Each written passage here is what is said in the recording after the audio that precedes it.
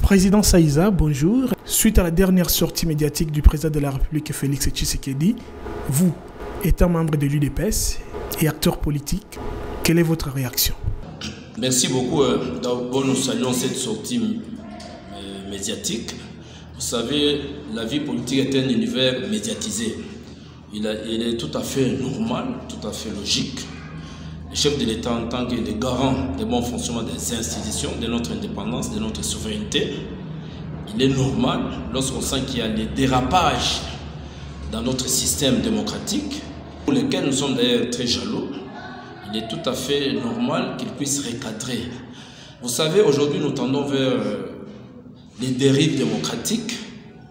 Au nom des libertés publiques, on se permet de tout faire. Or, toute action politique est assujettie à un ensemble de droits. Il y a d'abord le respect de la Constitution. Nous savons que la Constitution nous relève un ensemble des libertés publiques, des droits humains et même des obligations des gouvernants. Chacun, en ce qui le concerne, doit opérer le sens des responsabilités.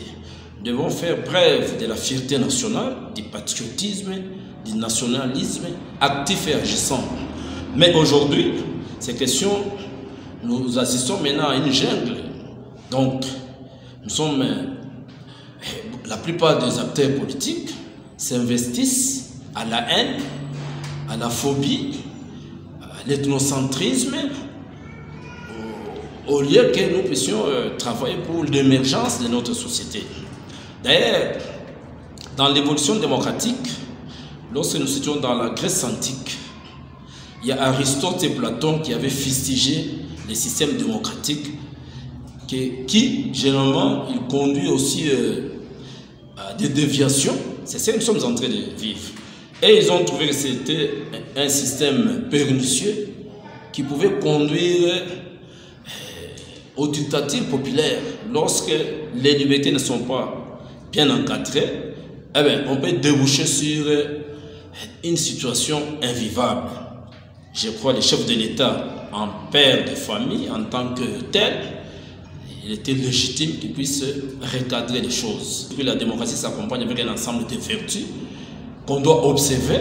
C'est notamment la tolérance, le respect de la dignité humaine, il y a la justice, il y a l'individualisme, c'est-à-dire le sens que chacun doit s'imprégner en respectant les autres. Mais la démocratie aussi insiste qu'on puisse éradiquer.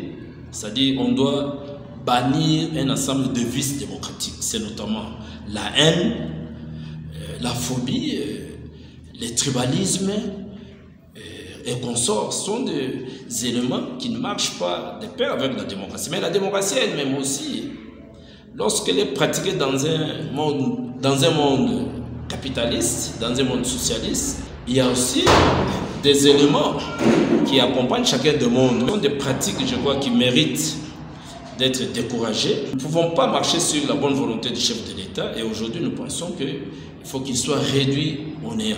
Je crois qu'il est l'artisan du peuple d'abord, mais ce peuple-là mérite un encadrement, mérite une éducation civique.